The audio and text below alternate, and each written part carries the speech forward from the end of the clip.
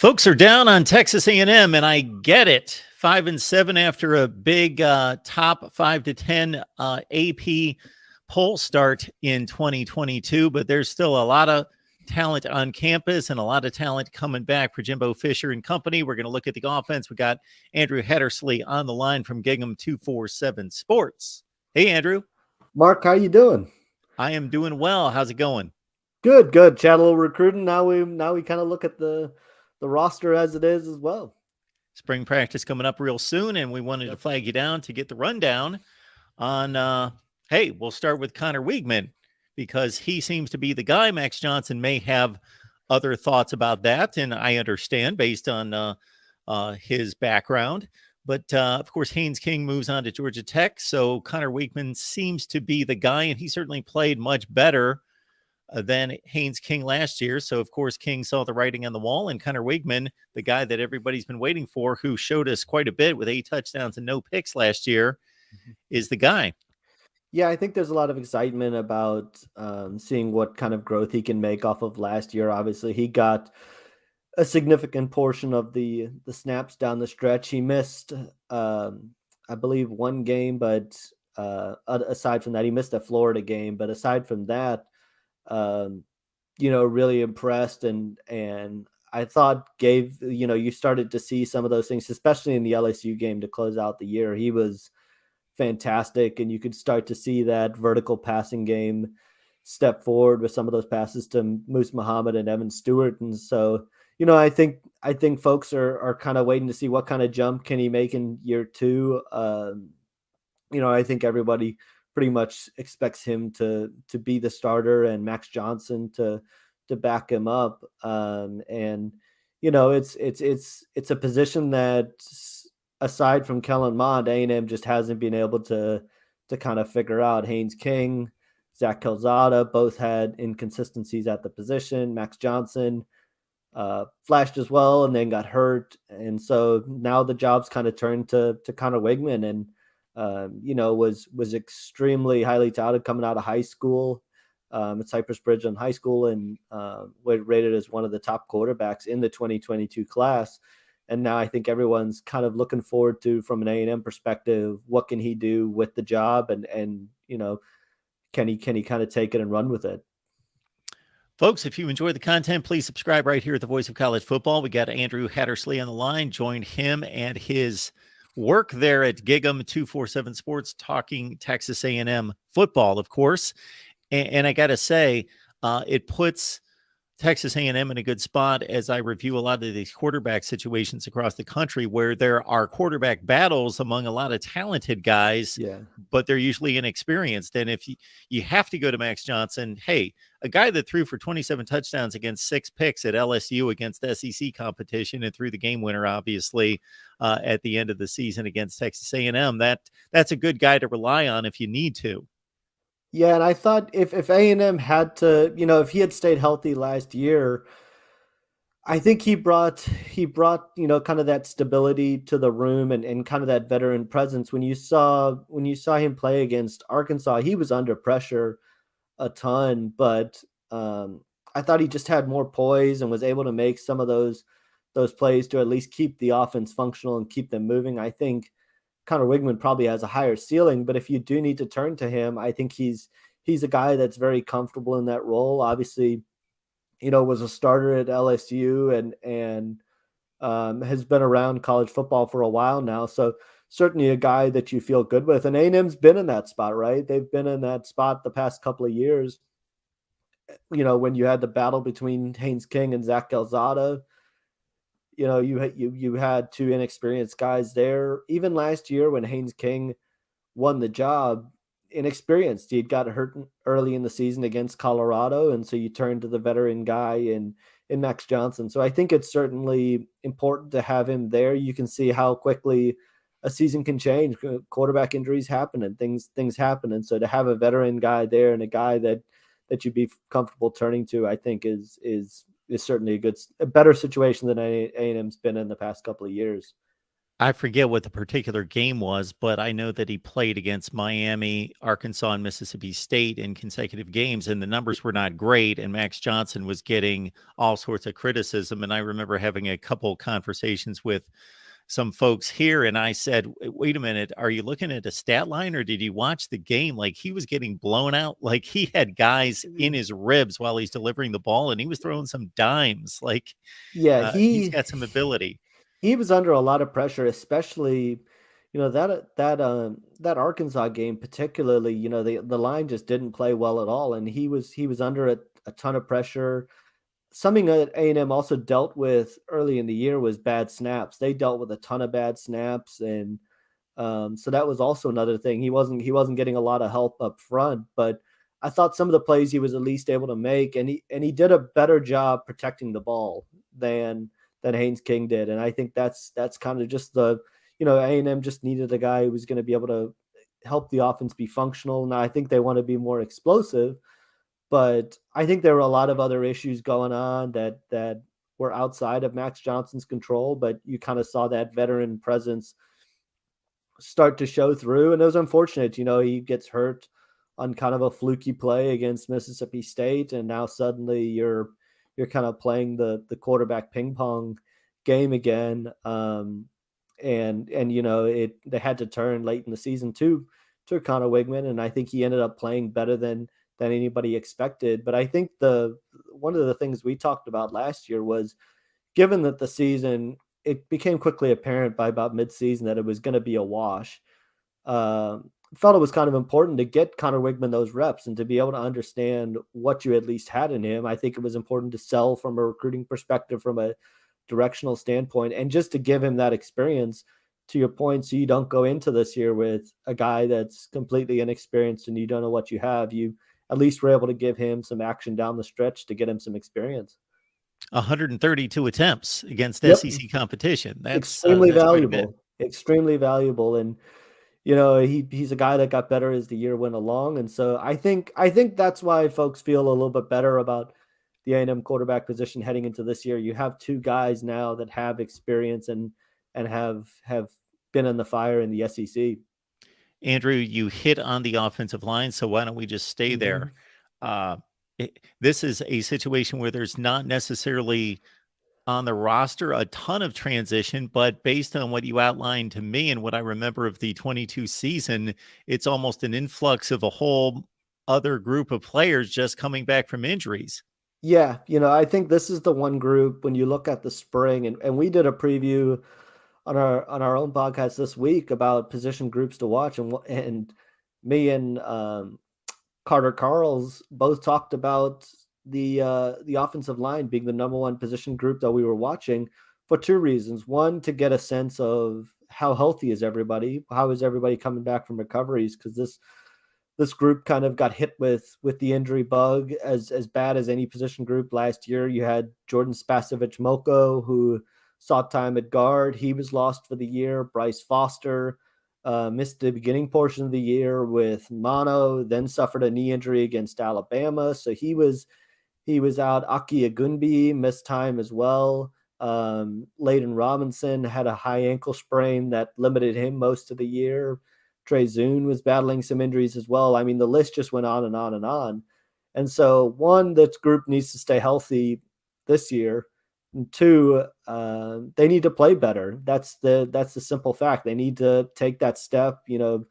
They brought Steve Adazio back for another year, but that group needs to take a step forward and needs to play more consistently. It's been an issue the past 2 years, and so it's probably going to be one of the things that folks are focused on the most this spring. You've got Cam Dewberry back for another year, heading into his sophomore year. He got to see quite a bit of action as a freshman. How does he kind of take a step forward? Is Trey Zune the answer at left tackle? He had ups and downs last year. He battled through some things, but was on the field. I think he still needs to take a step. And I know A&M feels really high about him. They feel he can be a really, really good player. The question is, can he kind of take that step forward? What happens at the center position? They had, injuries and inconsistency. We talked about the bad snaps between Matthew Wyckoff and Bryce Foster. I think it's important to get Bryce Foster back healthy and back on the field this year, and I think that would go a long ways towards kind of stabilizing that offensive line. I think it was huge having Layden Robinson come back for another year. Is a multi-year starter on that group. Just again, wasn't healthy last year, but is a guy that entering last year was on the first was a projected first rounder on many mock drafts, and didn't play up to how he wanted to play up to, and so he's coming back for another year. But when healthy, he's a really really good player. And Ruben Fothery, kind of anchoring that other tackle spot, also another guy that has great size, great length. What kind of jump can he make? And so I think they're really looking at those guys, and then they need to have some depth behind them as well. All right.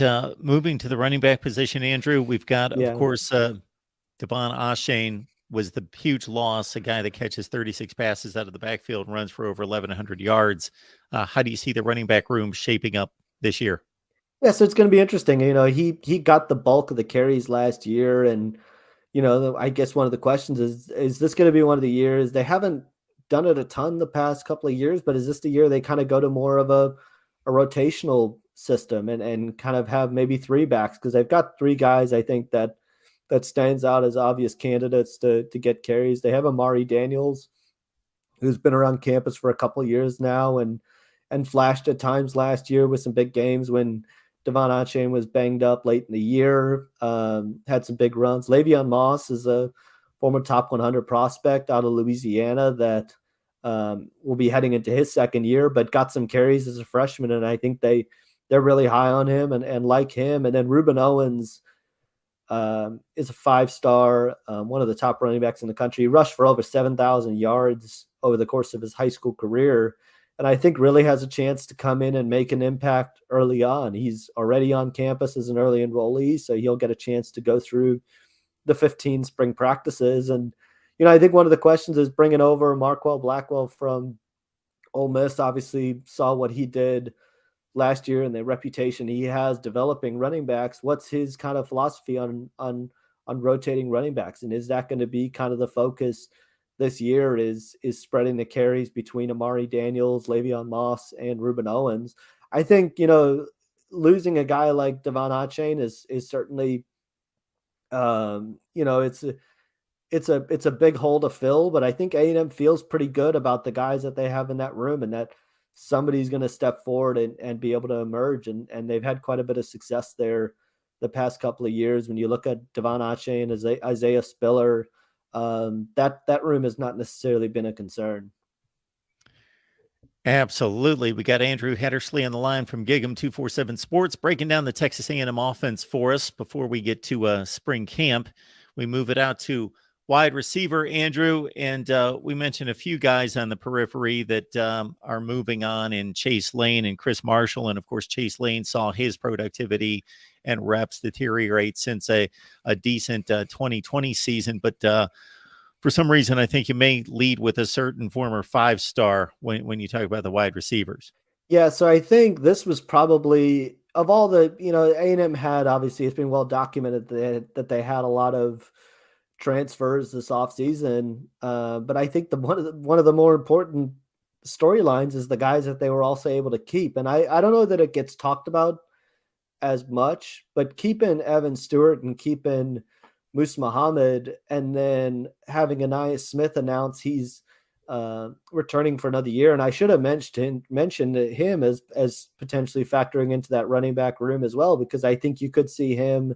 He's got experience playing that position, and I think you could see them maybe move around a little bit in Bobby Petrino's offense. But absolutely huge to keep Evan Stewart and Moose Muhammad and have those two guys returning. Both had over 600 yards receiving last year, and no question were two of the bright spots in the offense. And I think both guys are certainly capable of 1,000-yard seasons this year. And I think that's what has people really excited about this passing game. What can Connor Wigman do with a full season with Evan Stewart and Moose Muhammad? And can those guys start to build that chemistry. And then you look at a guy like Noah Thomas. I think he emerged late in the year a little bit. Folks around College Station are really, really excited about him. And then you bring in an experienced piece out of the transfer portal in Tyron Smith, who had over 1,000 yards at UTEP. And I think that could be kind of a. I think they're in a good spot, to be honest with you, at the slot position. When you look at Anaya Smith, you look at Moose Muhammad and Tyron Smith, but it's a good example of adding depth to that room. You never know when you're going to need him, and I think he's an experienced body that has a chance to come in and be able to make an impact. And then you've got two high school signees in Micah Tees and Raymond Cottrell, and both guys enrolled early, are on campus already. And so I think they've got a lot of guys that they can kind of turn to, but no doubt, I think folks around College Station are really, really excited about having Evan Stewart and Moose Muhammad and kind of building the offense around them and Anaya Smith as well. Folks, if you enjoy the content, please subscribe right here at the Voice of College Football. Give us a like as well. Follow Andrew's work at Gig'em 247 Sports. And Andrew, you mentioned your podcast. Would like to give you a pop there as well.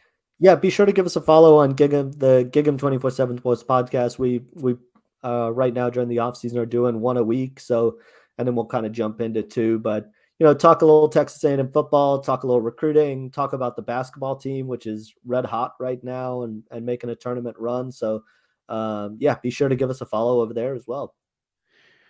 Andrew, the tight end position's been strong in the last 5 or 6 years with some big standouts. This past season, you had mentioned Blake Smith moving on. He was a pretty highly sought after recruit, only caught a couple passes. He goes to Oklahoma. Where do we stand at tight end?